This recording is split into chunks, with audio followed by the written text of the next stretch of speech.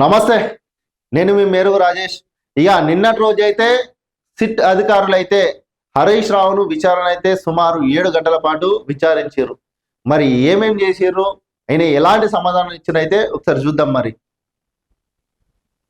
ఇదిగో phone tapping లో మీ పాత్ర ఏంటి, సిట్ అధికారులు అడిగిన ప్రశ్నలు. నిందితులతో మీకు ఏం సంబంధం, అడ్వాన్స్డ్ పరికరాలు ఎక్కడి నుంచి తెచ్చారు, సిద్దిపేట ఎమ్మెల్యే హరీష్ రావుపై సిట్టు ప్రశ్నల వర్షం. చూసిర్రా, అడ్వాన్స్ పరికరాలు మీరు ఎక్కడి నుంచి తెచ్చారు, నిందితులతో మీకు ఏం సంబంధం అని చెప్పి అయితే సిట్ అధికారులు అయితే ప్రశ్నల వర్షాలు కురిపించారట. 7 గంటల పాటు 7 గంటలకు పైగా కొనసాగిన విచారణ. జూబ్లీహిల్స్ పిఎస్ ఎదుట బీఆర్ఎస్ కార్యకర్తల హడావుడి. చూసిర్రా, బీఆర్ఎస్ కార్యకర్తల హడావుడి. సరే, ఆయన పనేందో ఆయన పోయిండు, సిట్ అధికారులు విచారణ చేస్తున్నావు, ఈ కార్యకర్తల హడావిడి ఏందడా? ఇప్పుడు ఒక దగ్గర ఒక సమస్య ఉన్నది, ఆయనకు నోటీసులు అందినాయి, ఆ నోటీసులో భాగంగా ఆయన విచారిస్తున్నారు. హడావిడి చేసుడు, హంగామా చేసుడు ఏంది? ఫోన్ ట్యాపింగ్ ఆదేశాలు ఎవరి నుంచి వచ్చాయి? సిట్ అధికారులు అయితే మొత్తం మీదనైతే సుమారు 7 గంటల పైగా హరీష్ రావును అయితే ప్రశ్నల వర్షాలు కురిపించారట. మొత్తం మీదనైతే ఫోన్ ట్యాపింగ్ కేసులో భాగంగా మాజీ మంత్రి Siddipet MLA Harish Rao special investigation team అధికారులు మంగళవారం విచారించారు. హైదరాబాద్ లోని జూబ్లీహిల్స్ పోలీస్ స్టేషన్ లో విచారణకు హాజరైన ఆయనను సుమారు 7 గంటలకు పైగా ప్రశ్నించారు. చూసిరా, సుమారు 7 గంటలకు పైగా హరీష్ రావు గారిని ప్రశ్నించారట.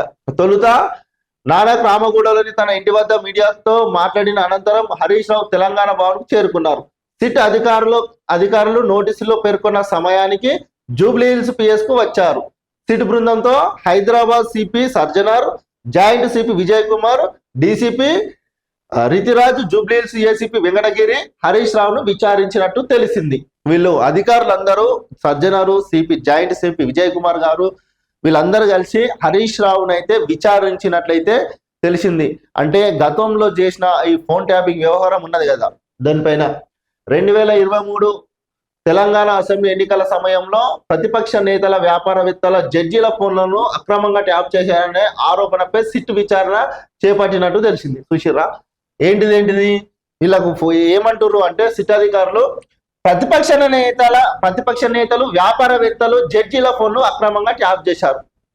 ఇది ప్రతిపక్ష నేతలు, జడ్జీలు, అసలు జడ్జీల ఫోన్లు కూడా ట్యాప్ చేసిరు అని చెప్పి సిట్ అధికారులు అయితే అడుగుతారట. అసలు మీ ఫోన్ ట్యాపింగ్ వ్యవహారాన్ని దేశంలో ఎప్పుడు లేని విధంగా తెలంగాణ రాష్ట్రంలో సృష్టించింది బీఆర్ఎస్ పార్టీ. ఫోన్ ట్యాపింగ్ నిందితుల్లో ముఖ్యంగా మాజీ పోలీస్ అధికారులతో ఆయనకు ఉన్న పరిచయాలు లేదా జరిపిన సంభాషణలపైన ఆరా తీసినట్టు తెలుస్తుంది. అంటే ఫోన్ ట్యాపింగ్ వ్యవహారంలో గతంలో ఉన్నటువంటి పోలీస్ అధికారులు, ఉన్నతాధికారులకు ఎలాంటి సంబంధం, అసలు మీకు వాళ్ళకి ఏం పని, దానిపైన అయితే అధికారులు ఆరా తీసినట్లయితే తెలుస్తుంది. ట్యాపింగ్ ఆదేశాలు ఎవరి నుంచి వచ్చాయి అనే కోణంలో ప్రశ్నించినట్లు సమాచారం. ఈ కేసులో మీరు బాధ్యులుగా ఉన్నారా అనే అంశం సైతం చర్చకు వచ్చినట్టు తెలుస్తుంది. సుశీరా, మొత్తం మీదనైతే సరే, ఆదేశాలు ఎక్కడి నుంచి వచ్చినాయి, జడ్జీల ఫోన్లు, వ్యాపారవేత్తల ఫోన్లు, ప్రతిపక్ష నేతల ఫోన్లు, వీటి అన్నిటినీ ఎట్లా, అసలు ఎవరి అనుసంధానంలో జరిగినాయి, మీకు ఆదేశాలు ఎట్లా వచ్చినాయి, టెక్నాలజీ పరికరాలు ఎక్కడి నుంచి తీసుకొచ్చిర్రు అనే దానిపైన అయితే నిన్ననైతే హైదరాబాద్ లోని సిట్ అధికారులు అయితే మాజీ మంత్రి హరీష్ రావు గారిని అయితే విచారించినట్లయితే తెలుస్తుంది. మరి హరీష్ రావు గారి సమాధానాలు ఎట్లా వచ్చినాయి ఏంది అనేది అయితే చూద్దాం. 7వ పేజీ. ఫోన్ ట్యాపింగ్ లో మీ పాత్ర ఏంటి, సమాచారం. బీఆర్ఎస్ నాయకుల ఫోన్లు ట్యాపింగ్ గురయ్యాయని ఆ వివరాలు సైతం సేకరించేందుకు సిట్ ప్రయత్నించినట్లు తెలుస్తున్నది. అంటే బీఆర్ఎస్ పార్టీకి సంబంధించిన ఫోన్లు కూడా ట్యాప్ చేసిరట. ఇంత అధ్వానంగా చేసిరు వీళ్ళు. బీఆర్ఎస్ లీగల్ టీం వాగ్వాదం. ఇగో హరీష్ రావు విచారణకు హాజరవుతున్న నేపథ్యంలో బీఆర్ఎస్ లీగల్ టీం పోలీసులలో వాగ్వాదానికి దిగింది. హరీష్ రావును విచారణ పేరుతో ఒక్కరినే చేసి ఇబ్బందులకు గురి చేస్తున్నారని ఆరోపించారు. 160 సిఆర్పిసి నోటీసులు అందజేసి గంటల పాటు విచారిస్తారా అంటే ఇప్పుడు హరీష్ రావును విచారిస్తారా గంటల పాటు అని బీఆర్ఎస్ పార్టీ లీగల్ టీం అడుగుతుంది. గతంలో మీరు చేసిర్రు, గతంలో తీసుకుపోయి ఎట్లా విచారించారు ఒక్కొక్కరిని? గతంలో జరిగిన సంఘటనలు మర్చిపోయిర్రా? పోలీసులను ప్రశ్నించారు, కనీసం టీ భోజనం సైతం అందించకుండా విచారిస్తారా అని ఆరోపించారు. సాక్షిగా పిలిచి ముద్దాయిని వివరిస్తున్నారని ఆందోళనకు దిగారు. మధ్యాహ్నం భోజన విరామం అనంతరం హరీష్ రావు బయటకు వచ్చే వరకు లీగల్ టీం పరిసరాల్లోనే ఉన్నారు. చూసిరా? సరే, ఇదంతా బాగానే ఉంది. ఏది ఏమైనప్పటికీ అక్కడ పొరపాటు జరిగింది. ఆ పొరపాటుకు సంబంధించి మనల్ని విచారణకు పిలిచిర్రు.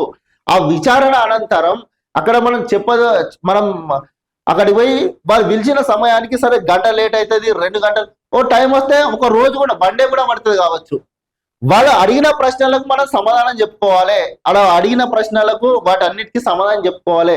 ఆ తర్వాత విచారణ తర్వాత మీరు ఏమైనా చేసుకోరు. వాళ్ళైతే ఏం చేయరు కదా.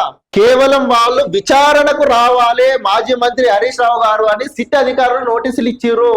ఆ విచారణకు మీ దగ్గర సమాధానం ఉంటే పోయి చెప్పుకొని బయటకు రారి. దానికి హంగామా చేసుడు, వడవిడి చేసుడు ఇదంతా అవసరం లేదు కదా. ఇదంతా పని పెట్టుకుని ఎందుకు? ఆయన పిలిచిరు, ఆయన పోయి ఆయన సమాధానం చెప్పుకొని రావాలి. తప్పు చేస్తేనే తప్పు చేసినా అని చెప్పాలి, తప్పు చేయకపోతేనే తప్పు చేయాలని చెప్పుకోవాలి కదా. ఈ అడవిడి చేసుడు లీగల్ టీం అయినా కార్యకర్తలు ఇదంతా అవసరం లేని పని. నాకు తెలిసి మొత్తం మీద అయితే నిన్న 7 గంటల పాటు జరిగిన సిట్ అధికారుల ప్రశ్నల వర్షం కురిపించారు హరీష్ రావు మీద.